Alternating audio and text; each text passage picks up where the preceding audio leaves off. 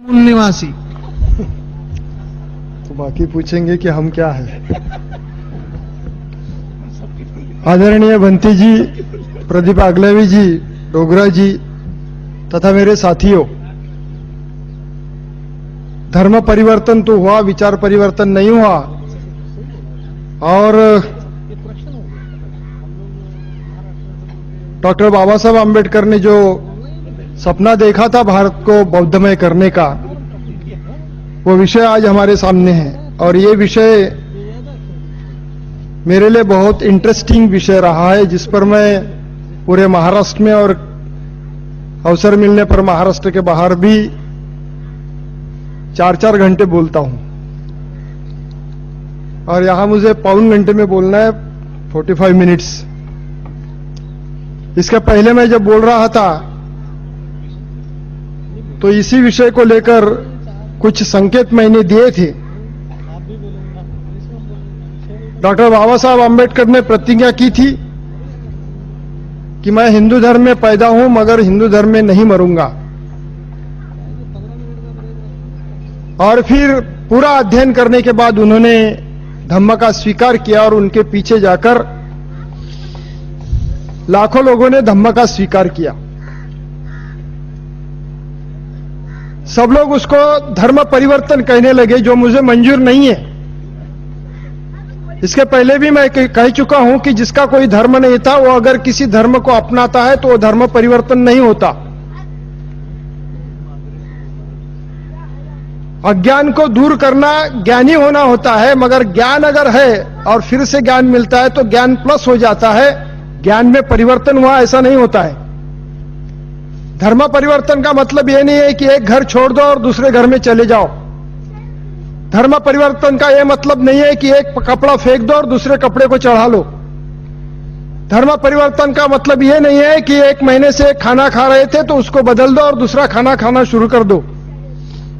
धर्म परिवर्तन का मतलब होता है मन परिवर्तन, मानसिकता का परिवर्तन, और उस प्रकार हमारे कृति का परिवर्तन, व्यवस्था का परिवर्तन।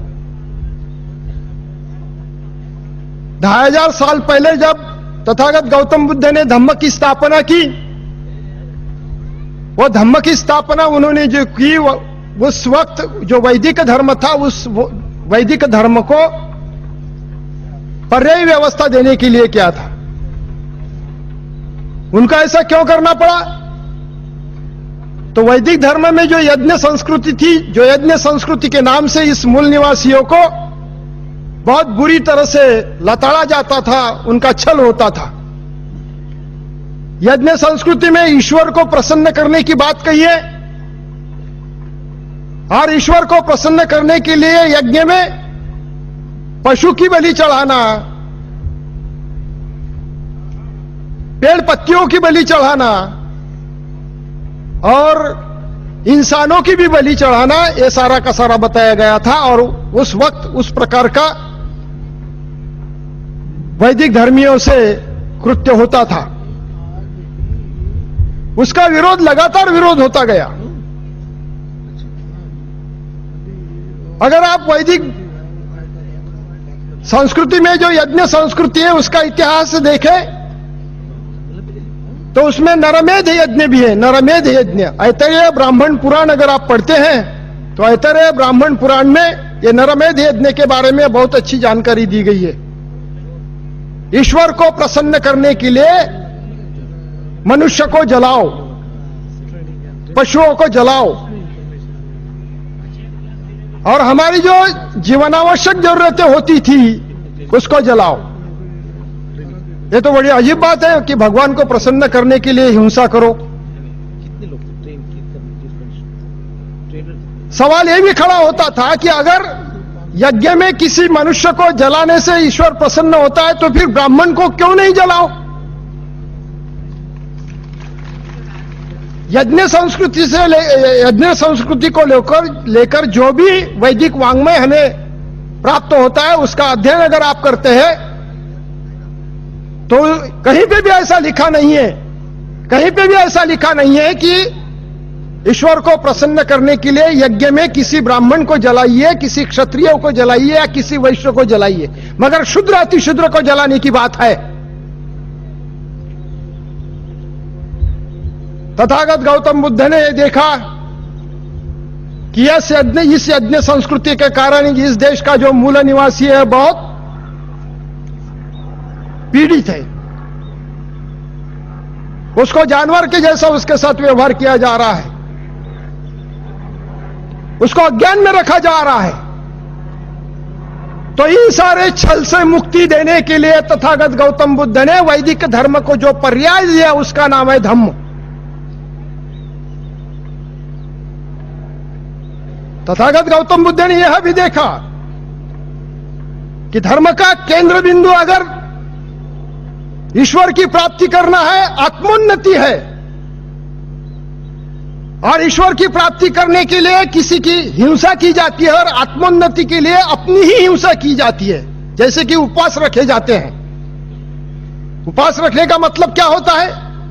अपने ही शरीर का छल करना, और अपने ही शरीर का छल करना इसका मतलब होता है अपनी ही हिंसा करना।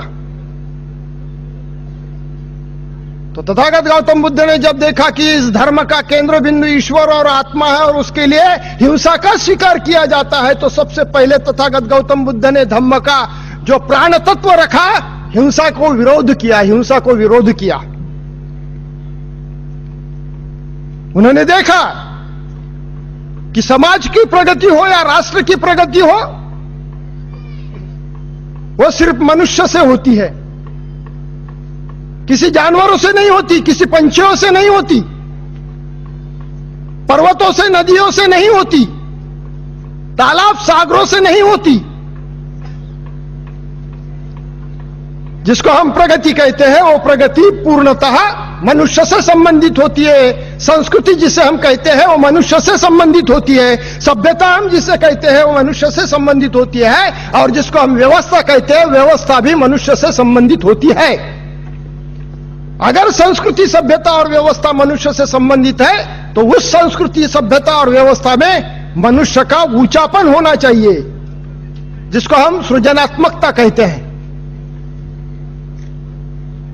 तो इसीलिए फिर उन्होंने दुख मुक्ति का मार्ग बताया। दुख मुक्ति का मार्ग बताने के पहले उन्होंने इस बात का अध्ययन किया कि हमारे मूल निवासी भारतीयों में दुख की निर्मिति क्यों होती है। तो उन्होंने देखा कि अज्ञान है। तब उन्होंने उद्घोष किया, आत्मदीप भव। अज्ञान के अंधकार से निकलने के लिए खुद अपना प्रकाश दिया बनो, ज्ञान दीप बनो। और उसी परंपरा को चलाया महात्मा ज्योतिबा फुले ने। उन्होंने कहा विद्या विना मति गेली। उसी परंपरा को चलाया छत्रपति शाहू महाराज ने। उन्होंने कहा कि बहुजनों को शिक्षा मिलनी चाहिए ताकि दूर हो जाएगा और ज्ञान का प्रकाश हो जाएगा, उनकी जिंदगी बदल जाएगी, उनकी प्रगति हो जाएगी। और वही सूत्र शिका संगठित हुआ, संघर्ष करा करके संदेश दिया बाबा साहब ने। तो यह संदेश देते वक्त उन्होंने देखा कि फिर ये जो मूल निवासी भारतीय है उनमें अगर ज्ञान को बढ़ावा देना है तो कौन सी ऐसी व्यवस्था होती है कि जो ज्ञान का समर्थन करती है। तो उन्होंने देखा कि तथागत गौतम बुद्ध का धम्म ज्ञान का समर्थन करता है। उन्होंने यह भी देखा कि धर्म का संबंध किससे होता है? वो मन से होता है, मानसिकता से होता है। इसलिए कि मनोव्यापार के बिना देह व्यापार नहीं होते। मनोव्यापार के बिना देह व्यापार नहीं होते। यह भी तथागत गौतम बुद्ध ने उस वक्त देखा था। और इसीलिए बौद्ध धम्म का जो पूरा का पूरा तत्व ज्ञान है वो मनोविकार से संबंधित है, मनोव्यापार से संबंधित है, मनोविकास से संबंधित है। मैं तो यह कहता हूं कि दुनिया में सबसे बड़ा अगर मानव शास्त्रज्ञ कौन है तो वो तथागत गौतम बुद्ध है। बाबा साहब ने अध्ययन के बाद जब बाबा साहब को पता लगा कि आज इसकी जरूरत है। यहां का जो पीड़ित मूल निवासी है, शोषित मूल निवासी है, दलित मूल निवासी है, वो क्यों शोषित पीड़ित दलित है? तो उसकी मानसिकता गुलामी की बन गई है, उसकी बौद्धिकता गुलामी की बन गई है। और जब तक कि उसकी गुलामी की मानसिकता को खत्म नहीं करते, बौद्धिकता को खत्म नहीं करते, तब तक कि उसका किसी हालत में विकास नहीं हो सकता। और इसीलिए उन्होंने जब धर्मांतर की बात की, जब हिंदू धर्म छोड़ने की बात की, तब उन्होंने देखा कि सिर्फ धम्म एक ही ऐसी ताकत है, ऐसी वैचारिक ताकत है, ऐसी मानसिक ताकत है, ऐसी बौद्धिक ताकत है कि जो आम आदमी को उसके हालात से उठाकर ऊंचा बना सकती है। किंतु हम क्या देखते हैं? कुछ उदाहरण मैं आपको देना चाहता हूं। मेरे एक प्रोफेसर मित्र है, दलित समाज से है, उन्होंने बौद्ध धम्म का स्वीकार किया। उन्होंने एक अपना नया घर बनाया, तो गृह प्रवेश के दिन कई लोगों को उन्होंने खाना खाने के लिए बुलाया, मुझे भी बुलाया। मैं गया उनके घर, मेरी जीवन साथी भी मेरे साथ थी। हम जैसे गए, वो दरवाजे पे खड़े थे। मैंने मेरे प्रोफेसर मित्र और उनकी मिसेस का स्वागत किया, उन्होंने हमारा स्वागत किया, और हम सीधे जहां खाना था वहां चल बसे। तो उन्होंने कहा कि सर थोड़ा अंदर आइए। तो मुझे लगा कि वो नया बना हुआ घर मुझे दिखाना चाहते हैं कि देखो मैंने कितना अच्छा घर बनाया। मैं उनके साथ गया तो उन्होंने हॉल में ले गए, और हॉल में क्या दृश्य था? तो जैसे हिंदुओं में सत्यनारायण की पूजा की जाती है, नया घर बनवाया, सत्यनारायण की पूजा, बच्चे की शादी है, सत्यनारायण की पूजा, शादी हो गई, हनीमून का दिन है, सत्यनारायण की पूजा, बच्चा पैदा होता है, सत्यनारायण की पूजा, उसका नामकरण होता है, सत्यनारायण की पूजा। मैंने अशोक डोगरा जी से पूछा कि मैंने बोला कश्मीर में सत्यनारायण की पूजा होती कि नहीं? तो बोले बड़े धूमधाम से होती है। क्योंकि महाराष्ट्र में तो होती है, मुझे जानकारी नहीं थी। तो मैंने चलो कश्मीर में होती होंगी तो यूपी बिहार में भी होती ही होगी। जब मैंने उनके यहां देखा कि जैसे किसी हिंदू ओबीसी के घर में सत्यनारायण की पूजा होती है, उनके घर में परित्राण पाठ उसी प्रकार से किया गया था। चौरंग रखा गया था, उसके आम की पत्तियां लगी हुई थी, एक तांबे का लोटा रखा हुआ था, उस पर नारियल रखा था, उस पर पीपल की पत्तियां रखी थी, और पीछे बाबा साहब की और तथागत गौतम बुद्ध की मूर्ति रखी थी। उसके नीचे गेहूं और चावल भी रखे हुए थे। तो मैंने उनको पूछा कि सर ये क्या है? तो बोले परित्राण पाठ किया उसका है। तो मैंने बोला सत्यनारायण में और इसमें क्या फर्क है? तो उन्होंने कहा कि मला मराठी में बताता, बाद में हिंदी में बता, मला वाटलंच म्हणे सर तुम्ही ऐशी तैशी कराल। उन्होंने कहा कि मुझे लगा ही था कि सब सर मेरी आप हजामत करेंगे क्योंकि आपको ये पसंद नहीं है। तो मैंने बोला तो ये तो हिंदुत्व की भ्रष्ट नक्कल है। हिंदुत्व की भ्रष्ट नक्कल से अगर हम छुटकारा नहीं पा सकते तो फिर दीक्षा भूमि जाने का कोई मतलब नहीं है, धम्म स्वीकारने का कोई मतलब नहीं है। दूसरा एक और मेरा अनुभव बताता, साकोली भंडारा जिले में साकोली नाम का एक तालुका है, वहां के एक बौद्ध विहार के लिए मैं, मेरी मिसेस, मोहम्मद देशमुख और भंते नागार्जुन सुरई ससई गए। 15-16 हजार लोग जम गए थे। बहुत अच्छा विहार उन्होंने बांधा। जैसे गए हमारे जवान साथी दौड़ते और बोले कि कड़ू सर जल्दी चलो। मैंने बोला क्या हो गया, सवर्णों ने कोई गड़बड़ तो नहीं की? नहीं, बोले सवर्णों ने कोई गड़बड़ नहीं की। फिर तकलीफ क्या है? तो बोले अपने आप आंखों से देखो। मैं विहार में गया,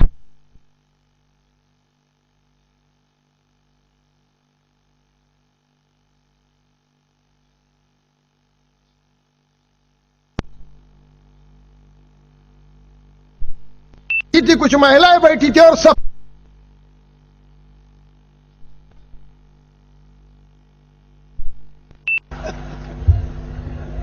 इनके गौतम बुद्ध आ गए। बोले अब कुछ जगह बाबा साहब भी आंग में आते हैं। बड़ी अजीब बात, न जाने कौन कौन आंग में आएगा। मैं जोर से चिल्लाया, मैंने बोला ये बंद करो, ये धम्म में नहीं है। तो जैसा मेरी आवाज हुई वो महिलाएं तो भाग गई। तो मैं बोला आवाज के बराबर अगर गौतम बुद्ध इनके आंग में से भाग जाते हैं तो वो गौतम बुद्ध नहीं है, वो ईश्वर हो सकता है। किसी के आंग में अगर ईश्वर आता है और मैं जोर से चिल्लाता हूं तो ईश्वर पीछे पांव लगाकर भाग जाएगा। और मैं फिर भंती जी को बोला कि भंती जी ये क्या है? यह अवडंबर जो है, यह अवडंबर धर्म में हो सकता है, अवडंबर धम्म में नहीं हो सकता।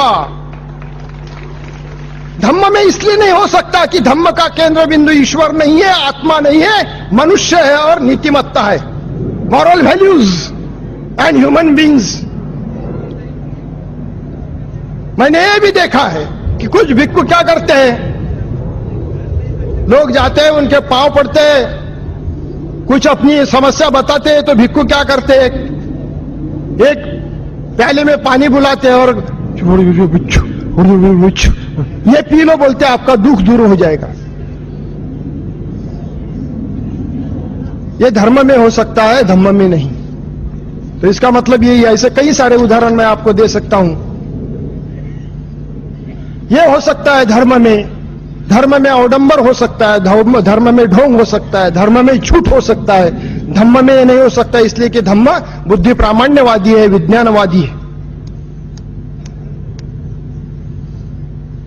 इसका मतलब यही है कि धम्म का स्वीकार करने के पहले जिस धर्म में हम थे उसके जो संस्कार हम पर हुए हैं, पीढ़ी न पीढ़ी जो चलते आए हैं, वो संस्कार हम अगर त्याग नहीं सकते, क्यों नहीं त्याग सकते? तो मन परिवर्तन नहीं हुआ, विचार परिवर्तन नहीं हुआ।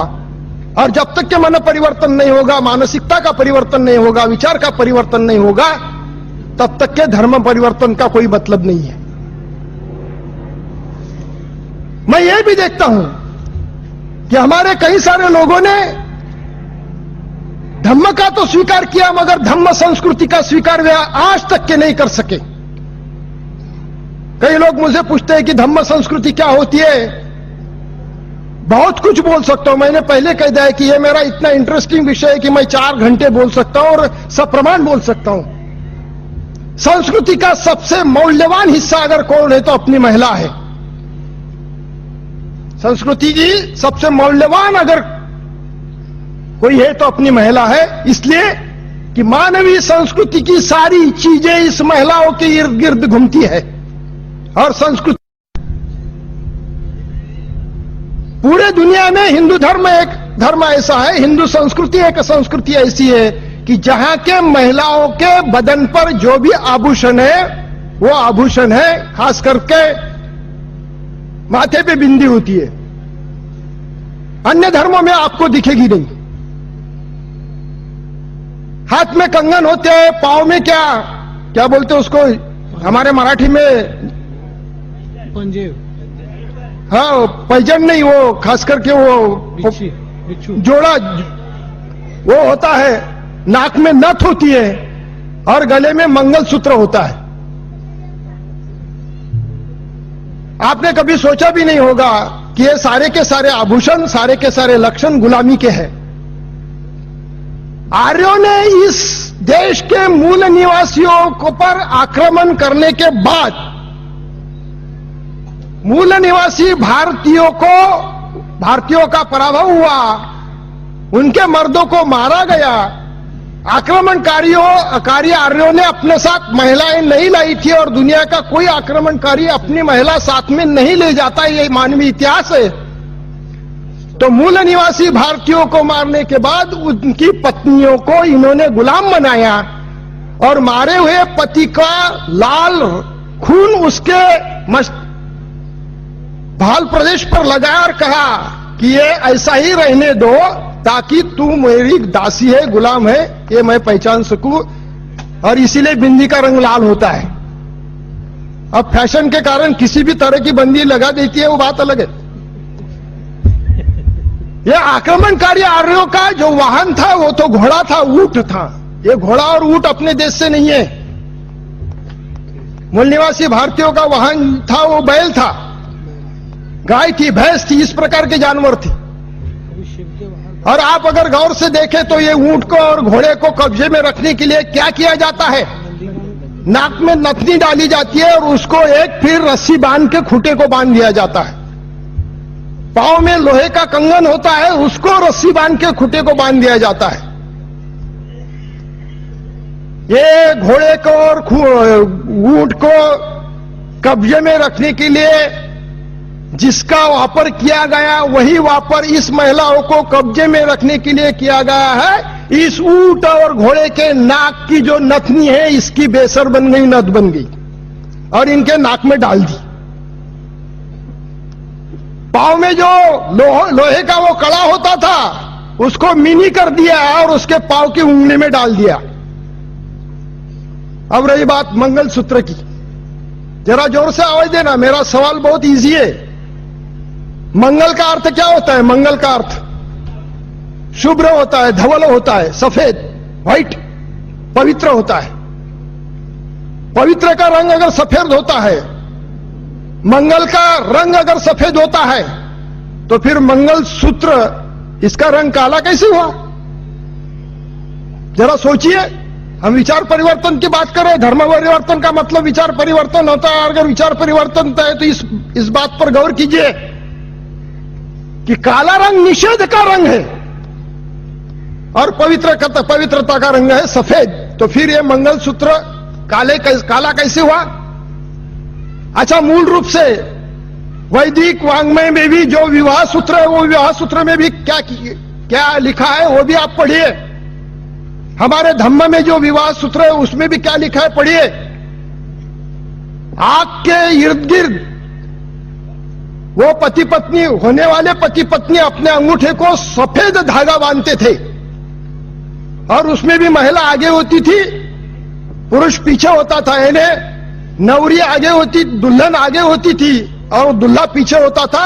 उनके अंगूठे को एक सफेद धागा बांधा जाता था और फिर वो आग के घूमने के बाद, प्रतिज्ञा लेने के बाद, वो जो सफेद धागा है वो दोनों के गले में डाल दिया जाता था और वो सफेद जो धागा था वो मरे तक के दोनों को अपने गले में रखना पड़ता था, इसलिए कि ये विवाहित है, ये पहचाना जाए। फिर ये काला कैसे हुआ? काला कैसे हुआ? ये तो आक्रमणकारी थे। ये आक्रमणकारियों ने इनके गले में जो काला मंगलसूत्र बांधा वो क्या है? तो ये घोड़ा और ऊंट था। उनके गले में जो रस्सियां डाली जाती थी वो ऊल से बनती थी, लोकर, वो ऊल से बनती थी और उसका रंग काली मेंढिया जो होती है, काली मेंढियों से जो रस्सी बनती है, उधर नारियल की रस्सी नहीं बनती जहां से ये कॉकेशियन पर्वत से आए हुए लोग हैं, वो काले रंग की वो रस्सी मंगलसूत्र के नाम पर ये गुलाम दासी जिसको बनाया उसके गले में डाल दिया और कालांतर में उसका ही मंगलसूत्र बन गया। मैंने मेरे जीवन साथी को कोर्ट में अरेस्ट करने के बाद बताया, वो तो बड़ी सज धज के आई थी मायके से। तो मैंने कहा ठीक है, एक दिन तो ठीक है, आप आ गई है और ये जो दिख रहा है इसका इतिहास मैं आपको बता देता हूं, अगर समझ में आता है तो क्या करना क्या नहीं करना सोचना। और उसको मैंने गुलामी का पूरा इतिहास जैसे बता दिया, उसी वक्त उसने निकाल के फेंक दिया कि नहीं रे बाबा।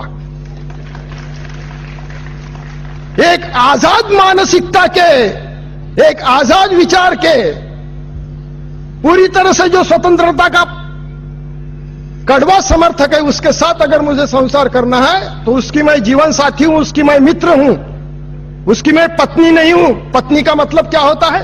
पति का मतलब क्या होता है? कभी सोचा आपने? पत्नी का मतलब होता है पत्नी, पुरुषों का पतन करने वाली। और पति का मतलब क्या होता है? महिलाओं की पत बढ़ाने वाला। शब्दों का निर्माण भी कैसे होता है देखिए आप। इसीलिए मैं कभी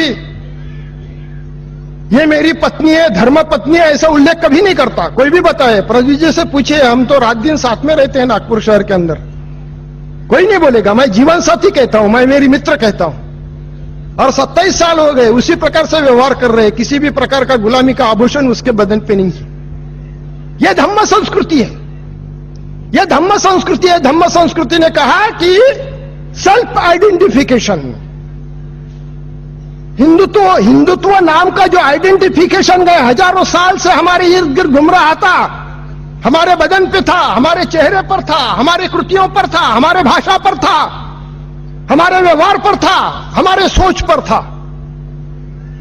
ये जो ब्राह्मणवादी आइडेंटिफिकेशन था, ये हिंदुत्ववादी जो आइडेंटिफिकेशन था, बाबा साहब को लगता था अगर इनको मैं धम्म की दीक्षा देता हूं और धम्म का ज्ञान अगर ये लेते हैं तो ये हिंदुत्ववादी जो आइडेंटिफिकेशन इसका त्याग करेंगे, ब्राह्मणवादी आइडेंटिफिकेशन जो इसका त्याग करेंगे, धम्म के संस्कृति का स्वीकार करेंगे और अपना जो आइडेंटिफिकेशन इस देश के अंदर अपने इनका आइडेंटिफिकेशन होगा, वो धम्म का आइडेंटिफिकेशन होगा, धम्म की पहचान। मैं आपसे बड़ी नम्रता से पूछता हूं कि जिन्होंने धम्म का स्वीकार किया है, क्या आइडेंटिफिकेशन है उनका?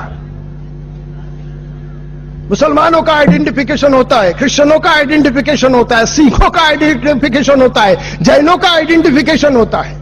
तो हमने अगर धम्म का स्वीकार किया तो हमारा भी धम्म हमारा आइडेंटिफिकेशन होना चाहिए।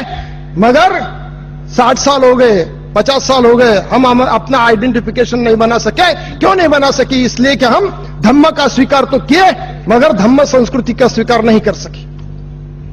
जहां तक के संस्कृति का एक उदाहरण मैंने आपको दिया, ज्यादा मैं दे नहीं सकता कि इसलिए डोगरा जी इधर बैठे।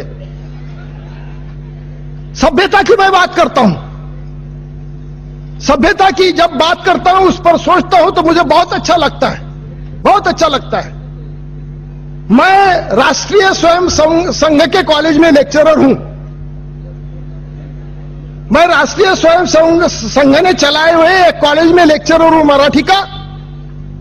89 को मैं वहां लगा। मेरे कॉलेज में सबसे ज्यादा जो मेरे सहकारी है वो ब्राह्मण समाज से है, मगर सामने जब आते हैं तो उनको मैं कहता हूं जय भीम, तो उनको पसंद आए वो बोलते हैं जय भीम। और जब मैं आगे जाता हूं तो जानबूझकर पीछे देखता है तो वो देखते रहता है ऐसा,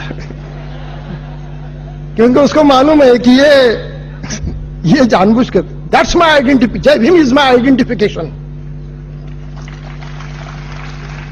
धम्म शब्द सभ्यता का आइडेंटिफिकेशन अगर कोई है तो जय भीम है।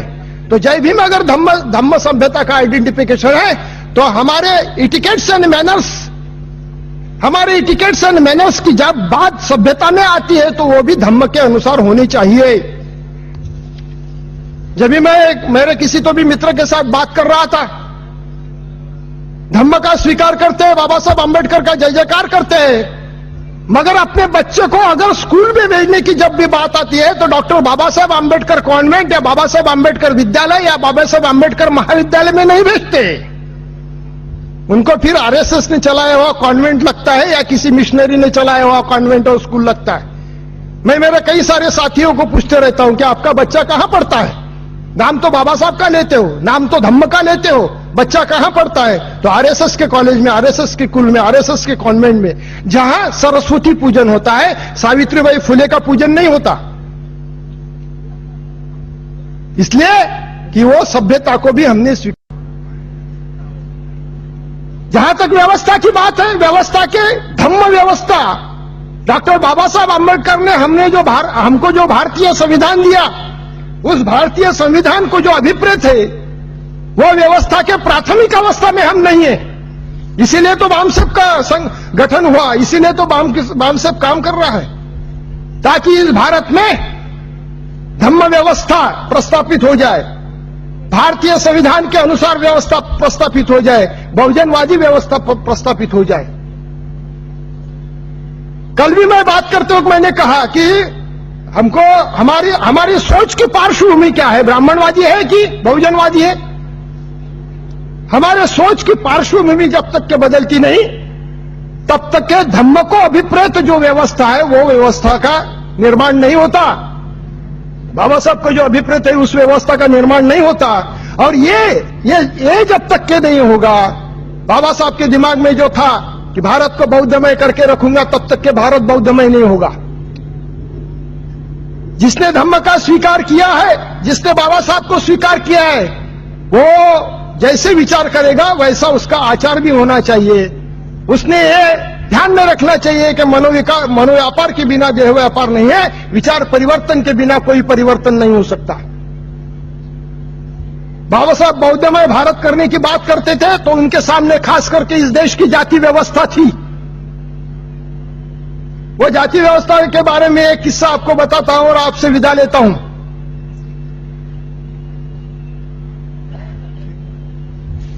धूप काल के दिन थे, दोपहर का समय था।